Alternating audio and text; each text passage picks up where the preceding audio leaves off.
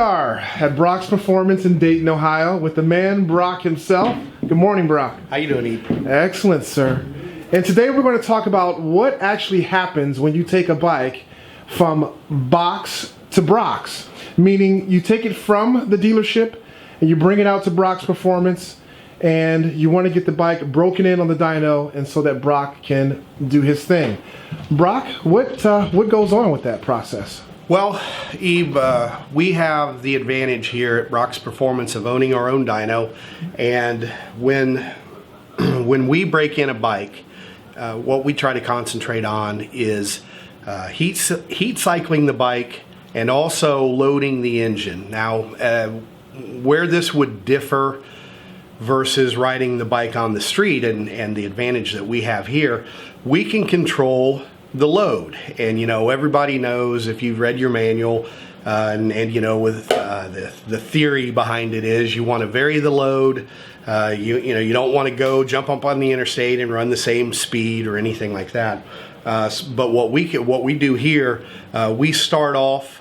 You've already started the bike, so the engine's already gone through a heat cycle. So now what we're going to do is let the bike gain some heat on its own, and then we're going to use the inertia of the drum. The drum itself here is about 900 pounds, so that's going to simulate some road use. We're going to go through the RPMs, and one of the things that you're going to notice that we're going to do here is we're not going to be afraid to be pretty aggressive. Now, I'm not going to go I'm not going to go just yet with a brand new bike with 0 miles and do quite the ride it like you stole it routine on a brand new bike. But I'm going to be pretty aggressive with it. I'm going to vary the load, vary the RPM. I'm going to change the gears. And this is what we consider sort of to be a short burst type of run. I'm going to go ahead and measure the power, because one of the things that we can do here, we can measure the power. I'm right on top of the bike. I can listen to see if there's any kind of problems, measure the power, and then it'll typically on our first cycle here, we'll usually only put maybe 5 miles or so on it, and then let the engine cool down completely, 100%, to where there's no heat in it. Lets everything settle down, everything shrink down to where it needs to be. One thing I forgot to mention on the initial startup, when we do load it, we're careful to let the engine build up heat, and not to load it too quickly. We don't want to overload anything. We wouldn't want to. There's something called cold seizing you can do, where you scuff the pistons, where you put too much load on the pistons before the engine has had a chance to properly warm up. We want everything to be warm. We're going to load it, then we're going to let it cool down completely, do some other things here, then we're going to put it back on the dyno after it's cooled down completely, and we're going to do it again, but we're going to get even more aggressive. And I'll explain why we get a little bit more aggressive after we do this. Awesome, sir. I'm looking forward to it.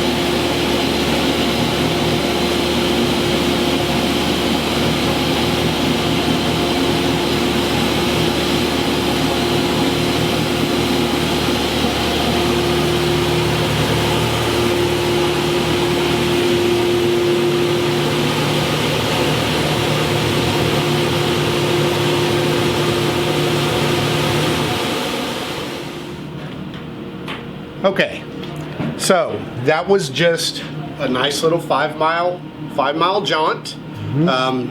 Rolling off the gas, not even, I think we were looking at, that was about 12,000 RPM. On the SAE scale, because once again, it is wintertime here, we have fantastic conditions, but on the SAE scale, 200 horsepower. Nice. Yeah, nice stuff.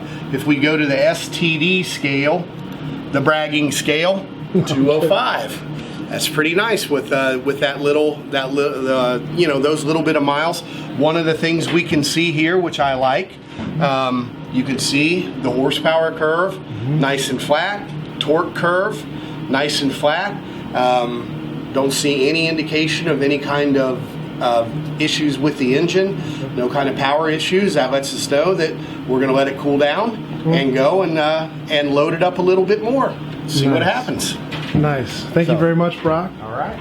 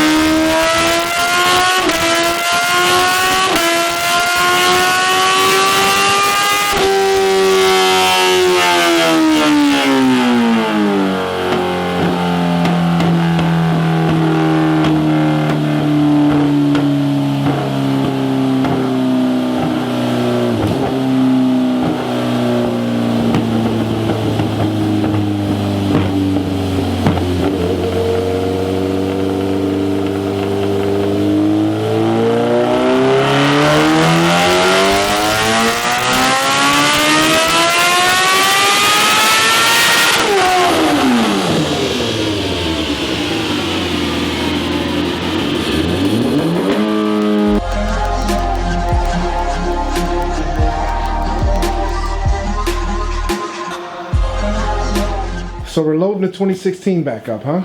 Yes, sir. And what you're going to see here, Eve, we know that your engines are started from the factory, at least for a minute, to make sure that they're functioning correctly. You already started the bike yourself at the dealership, so it's been started and cooled at least twice. We ran it for 5 miles on the dyno under varying loads. Here previously, we let it cool down completely. I imagine it was on the fans for, what do you figure, maybe a couple hours? Yeah, hour and a half to 2 hours easy. Hour and a half, 2 hours. It is completely cold, ice cold really. It's been out in the warehouse, cup with a fan on it. So what you're going to see here now, we're going to put it back on the dyno, and we're going to vary the loads using the inertia of the dyno again. But this time I'm going to add some additional load. I have the ability here on the dyno to add 1% of braking. I can put a 10% load, 20% load, as much as 40. That's probably a little bit too much here. But what you'll see me do, I'll add a 10%, maybe even go up to 25%. So we're really going to go ahead and load this bike. And it's you know, 25% is certainly more load than you're going to be able to put on it on the road. And by the time we're done with this loading, after another 10, maybe 15 miles of some pretty serious loading, now we're getting sort of into the ride it like you stole it. What we're trying to do here, Ebe, and if this makes any sense to you, and you know, we would never tell anybody not to follow the manufacturer's recommendations, but I want you to think about this. As a longtime drag racer, I know that many of my engines, I broke in the water box. And these engines, you know, during the burnout, you do a burnout, you take them, you run them. And a lot of these engines, you can talk to some of our customers, we've run these engines for years and years and years. Absolutely run fantastic. One of the things that we notice from engines that are broken in softly, let's say, they'll build a layer of carbon in the cylinder walls at the very top. And then once you finally rev that bike to where it's supposed to be revved, you're going to have rod stretch, you're going to have piston rock, and those rings will come up on that ledge of carbon, and you'll get high speed ring flood or blowback, whatever you want to call it. Well, when that happens, you get a lot of pressure go past the rings, and on these modern day motorcycles, when that happens, you get oil that gets blown back into the crankcase, which goes into your airbox. Oil in your airbox comes through your intake track. So when the rings get up on that carbon, you have to worry about scratching the rings. Well, when you get the blowback into the engine, now you've got oil getting sucked into your intake track. It's sort of a vicious circle that we like to just bypass. And we bypass them by going ahead and running these things. And some people may think my theory's off. That's fine. And we all have our opinions. But I can tell you this: when we break our engines in like this, we have, I've got my Hayabusa that we were the first Gen 2 Hayabusa into the 8 seconds in the quarter mile. That was also the first stock Busa with bolt-on parts to run 200 miles an hour in the mile. That bike has been running flawlessly for years. Same thing with our ZX14. Same records. Our S1000RR, Christine.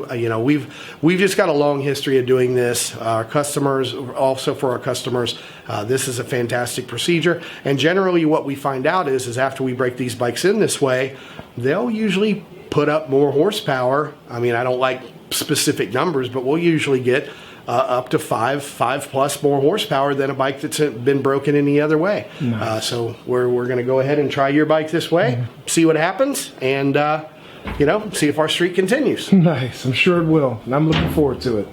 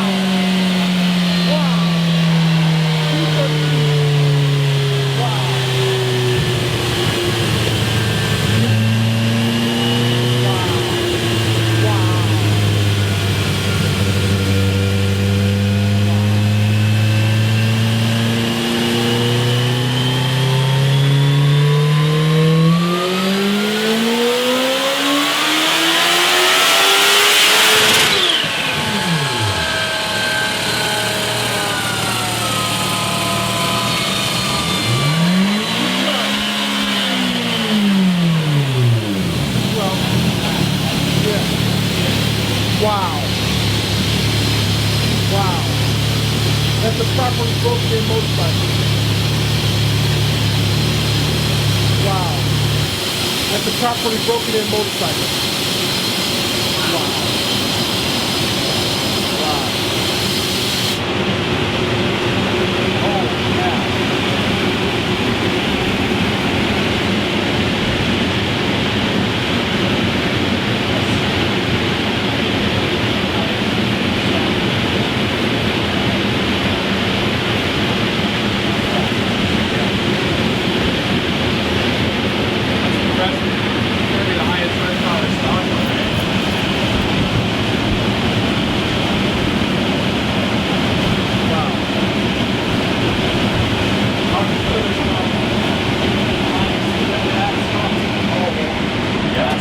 What do you have to say, Brock? That's impressive. Wow.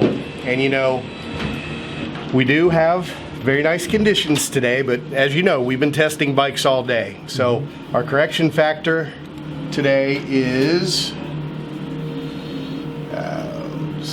conditions. Well, we've been in the dyno room all day today. Humidity's low, 8%. Barometric, or that's absolute pressure there, but correction factor 1.02 STD. Let's see what we are SAE. All right, so yeah, 1.0 correction factor. Still, that's 208 on the SAE scale. That is really, really strong. Most definitely the strongest stock H2 we've ever seen on our dyno. Wow. So now the question will be, what is it a result of? Did Kawasaki just go ahead and let a little bit more out in stock form? Or by the time we're finished with doing our magic and de-restricting it, is the 2016 just going to be a stronger version compared to the 2015? Wow. We're going to have to find out. We got to stay tuned at 650eve.com and Brock's Performance to find out. Amazing. I'm very impressed. Adam, what do you think? I'm excited. I can't wait. When do you take delivery of your H2? Hopefully within the next couple of weeks. Nice. Yeah. Nice. Are you getting any Brock's parts as well? Absolutely, from stock to Brock. Nice. Awesome. Hi there. We had a wonderful experience today as we saw Brock professionally break this bike in on the dyno.